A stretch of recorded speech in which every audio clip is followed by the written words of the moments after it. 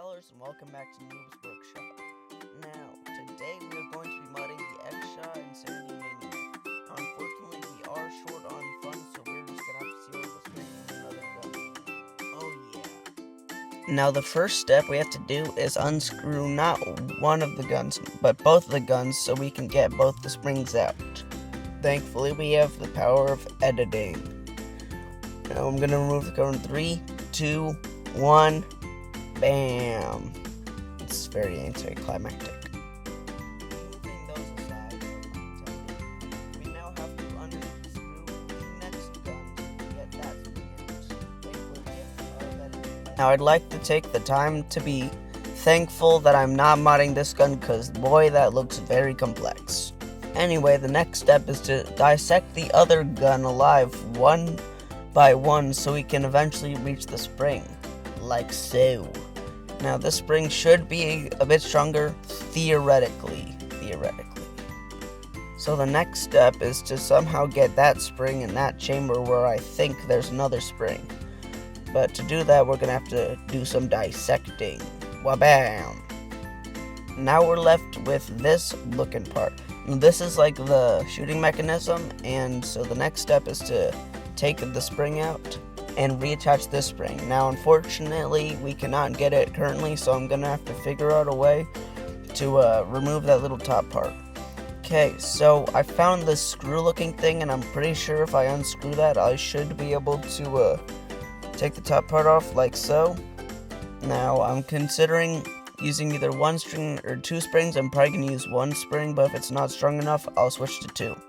Now I did decide to use just one spring for now to, just be safe. What is a bit concerning is that when I put it on like it's normally supposed to go, it doesn't really fit, but that will not be a later issue, I think. Anyway, we're left with this end product. This is gonna be the last thing, right? Right? Yeah, if you look at the length of the video, it's not gonna work. Turns out that the spring was too long and it couldn't actually reach the end part, like I had feared at the start.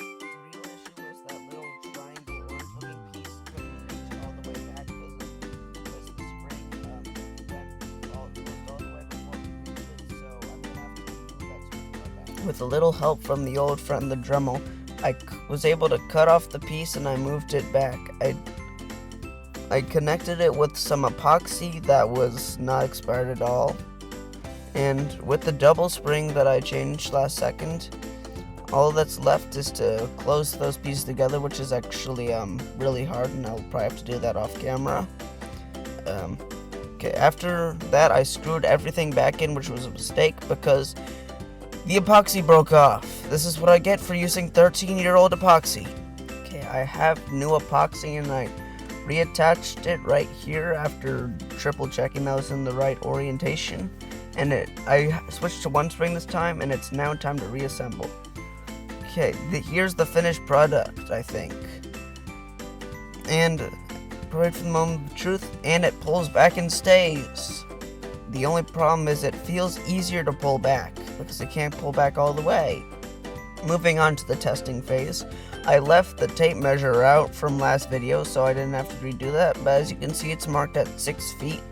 So we can do our little math things, and we will be ready to go. I actually did have to redo this part a second time, but the gun is aligned with the tape measure, and it's time to fire. In a shocking upset, it turns out the gun did worse than before. With a feet per second of 60, time to travel per dart 0.1 seconds, and increase from base at negative 25%. I'll see y'all in the next video. Shout out to the fellers that commented on the last video, and I'll catch you in the next one. Bye.